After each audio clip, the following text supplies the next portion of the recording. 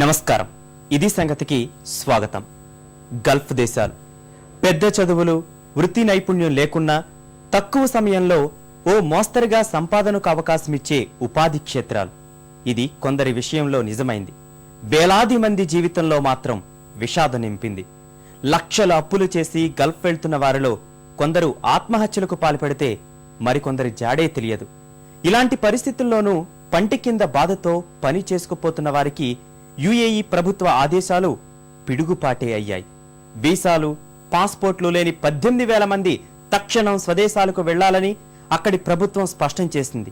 ఏజెంట్ల మాటలు నమ్మి అక్కడే ఉన్నవారిలో అత్యధికులు తెలుగువారే.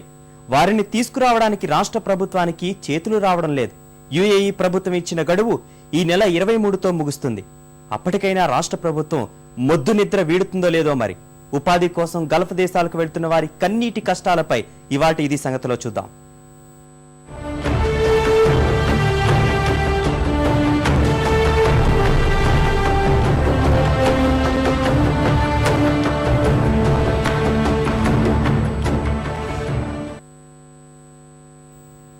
ఉపాధి కోసం గల్ఫ్ దేశాలకు వెళ్తున్న భారతీయులు ఏటా పెరుగుతున్నారు. అదే స్థాయిలో వారి కష్టాలు రెట్టింపవుతున్నాయి.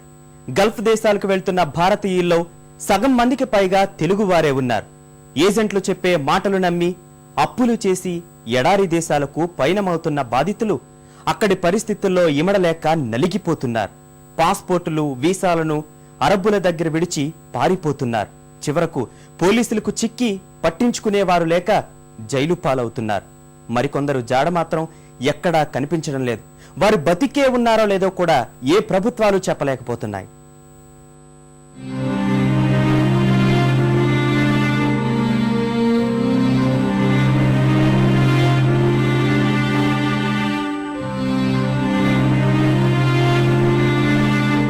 గల్ఫ్ కష్టాల గురించి ఎంత చెప్పుకున్నా తక్కువే అవుతుంది. నిరుద్యోగం, పేదరికం, కలసిరాని వ్యవసాయం, కరుణించని ప్రకృతి, అరచేతిలో వైకుంఠం చూపే ఏజెంట్లు, ఇలా ఎన్నో అంశాలు కలగలిసి సగటు తెలుగువాడిని గల్ఫ్ దేశాల వైపు నడిపిస్తున్నాయి. గల్ఫ్ దేశాల్లో పనిచేసి 4 రాళ్లు వెనకేసిన కొందరి మాదిరిగానే అక్కడికెళ్లి కష్టాల కాపురాలకు సెలవు చెప్పాలని కలలు కంటూ విమానమెక్కుతున్నారు. తాము స్వర్గానికి వెడుతున్నామని భావించే వారికి గల్ఫ్ దేశాల్లో అడుగు పెట్టడంతోనే నరకం అంటే ఏమిటో అర్థమవుతోంది. అక్కడ్నుంచి మొదలయ్యే కష్టాలు జీవితాన్ని ఏ తీరానికి చేరుస్తాయో తెలియని సందిగ్ధంలోనే కాలం గడుపుతారు.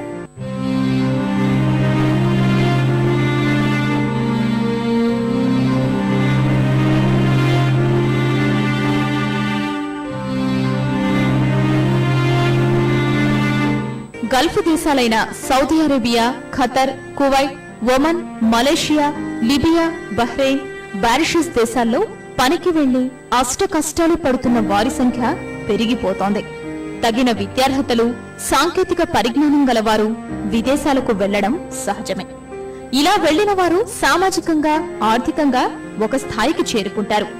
కానీ ఎలాంటి విద్యార్హతలు, వృత్తి నైపుణ్యం లేకపోయినా వేలాది మంది గల్ఫ్ దేశాలకు ఉపాధి కోసం పయనిస్తున్నారు.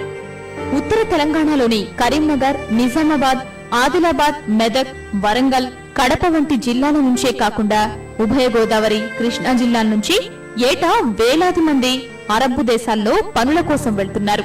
భవన నిర్మాణ కార్మికులుగా పనిచేస్తూ పిచ్చుక గుళ్ల లాంటి గదుల్లో చాలీచాలని తిండితో గల్ఫ్ దేశాల్లో బతికేస్తున్నారు.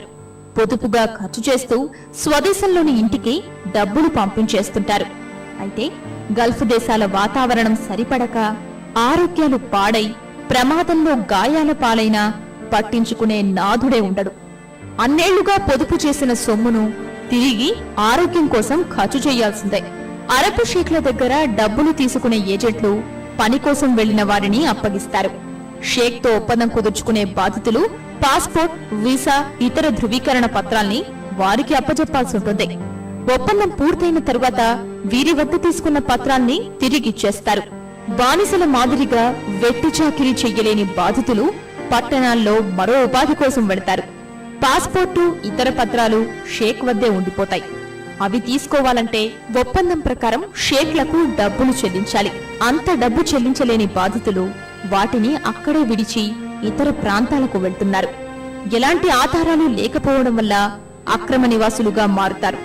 పోలీసుల తనిఖీల్లో పట్టుబడుతున్నారు.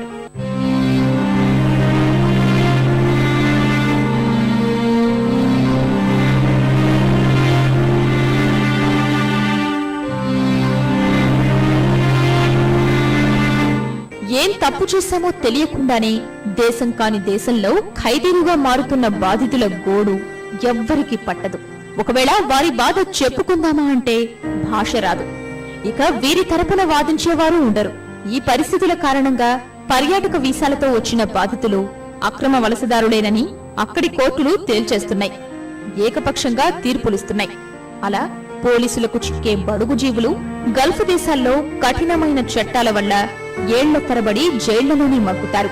6 నెలల 15 రోజులు జైళ్ళలో ఉండడం జరిగింది. చాలా ఇబ్బందులు జరిగినాయి. ఎలాంటి రిస్ట్రిక్షన్ లేకుండా బతకలేని వలన నేను 20 టెక్స్ట్లు వస్తున్నా. టెక్స్ట్లు వచ్చేటప్పుడు పోలీసు వాళ్ళు చెక్ చేసారు. చెక్ చేసి బతకాడిగారు. బతకాడితే బతకలేనందుకు పోలీస్ స్టేషన్లో వేసారు సార్. చివరికి అయితే మరి ఇంటికి చేరుకుంటున్నదా లేదా, నా పిల్లల్ని చూసుకుంటాను లేదా అన్నటువంటి ఆవేదనతో బాధపడ్డా సార్. దేవుని దయతోని బయటపడ్డా. గల్ఫ్ దేశాల్లో బాధితుల కష్టాలు అలా ఉంటే మాతృదేశాల్లో వారిపై ప్రాణాలు పెట్టుకున్న వారివి మరోలా ఉంటున్నాయి. బాధితుల కోసం ఎదురుచూపుల్లోనే కాలం కరిగిపోతుంటే వీసాలు, పాస్పోర్ట్ల కోసం చేసిన అప్పులు, వడ్డీలు కొండలా పెరిగిపోతుంటాయి. ఒక్కో ఏజెంట్కు 80,000 రూపాయల నుంచి 1,00,000 రూపాయల వరకు అర్పించి పంపిస్తే తమ వారి జాడే కానరావడం లేదనే వారి బాధ దేవుడికే ఎరుక. కాదు సార్, మేము పోడే కలివేలి వినమేనా అన్నట్టు. పని దొరకక రూమ్ కిరాయి లేక ఏది లేక 70,000 పెట్టిపోయినాం పొంగ అయితే ఆడిపోయినాక పని దొరకలేదు. పని దొరకపోయే వరకు రోడ్డు పంట ఆయన పట్టుబడ్డాం. జైలు వేసారు. మన ఇండియా ఎంబసీ వాళ్ళు 2 నెలల నుంచి ఆయన ఇంటికి పంపించారు. ఇప్పుడు పని చేసుకుందామంటే ఏం పని లేదు, ఏం లేదు. తిండికి ఎక్కువ అవుతుంది. అప్పులు ఉన్నాయి సార్. 3 లక్షల అప్పు ఉన్నది.